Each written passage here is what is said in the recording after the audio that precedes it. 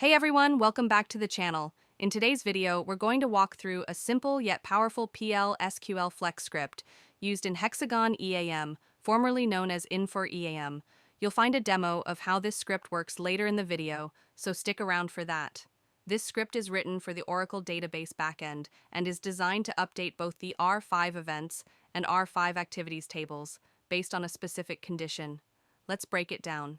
First, we declare three variables: VWO, which stores the event code that is work order number; VUDF02, which stores field B or user-defined field 02 value; and VClass, which stores the events class. These variables take their data types directly from the R5 events table using %type. This is a best practice because it keeps the variable type in sync with the column's definition. Then, inside the begin block, we use a select into statement to fetch data from the R5 events table based on the ROUD passed into the script. This retrieves the current record's event code, user-defined field, and class. Next comes the main logic. We check if VClass is equal to A and VUDF02 is null. If this condition is true, the script performs two updates.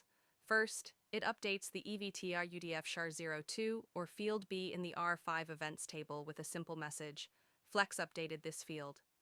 Second, it updates the R5 activities table. Specifically, it sets act your UDF-01 to the value of VClass, but only where the event matches VWO, the activity is number 10, and the current act, UDF-01, is not already equal to VClass.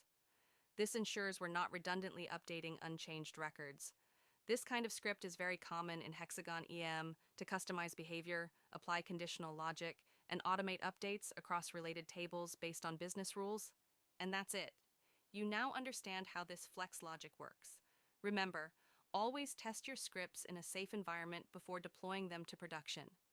If you found this helpful, make sure to like, subscribe, and drop a comment if you have any questions or want more EM scripting examples. Thanks for watching, and I'll see you in the next one.